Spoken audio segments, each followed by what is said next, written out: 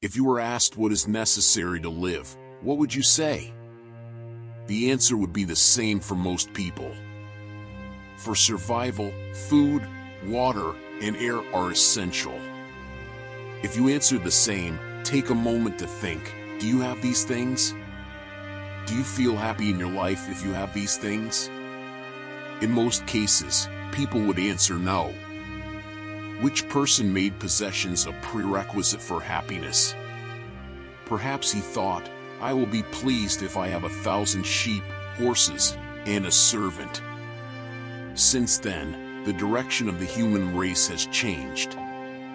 Because we bet on being happy. If something happens to me, fine. Otherwise, I can scream and be unhappy. Being alive is not the only thing that makes us happy.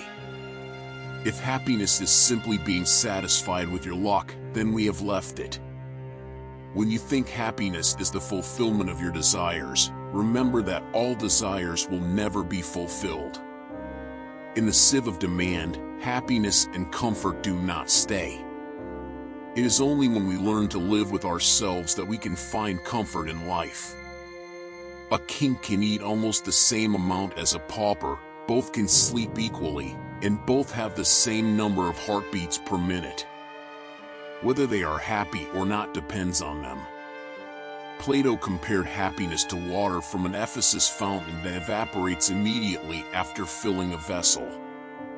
Happiness is impossible to imprison, but if we don't make our minds a place of thought, if we are at war with ourselves, and if we don't seek comfort in possessions, we can be happy. In reality, simplicity is comfort. During his prayer, Rudyard Kipling said, "O our God, grant us joy in simplicity." To be simple means to strive for improvement while being content with what we have. In our society, unfulfilled desires have become a symbol of happiness. We are trapped by the ifs in our lives. If I could buy that car, if I could own that bungalow, if I could get it. In luxury, we find happiness. This is not a bad thing either, but we consider it a luxury that is currently out of our reach. There is also a strange aspect to the issue of luxury. We initially pursue it, but as we become accustomed to it, we begin to take it for granted. This is where the confusion begins. As a result of the battle of wills, falsehood becomes true. In a book I read a while back, an American psychologist asked hundreds of people about their most memorable moments.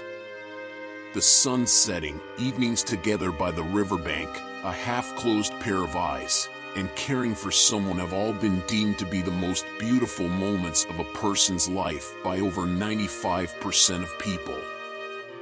For very few people, the sound of coins is a cherished memory.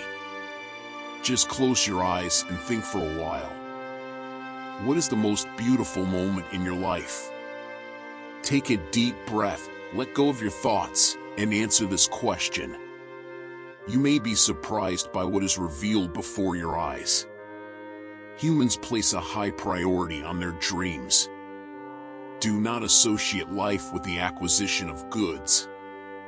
You were born with no possessions. Believe me, there will be nothing but air in your fist even when you pass. At this time, you can certainly feel joy and eternal comfort in your heart.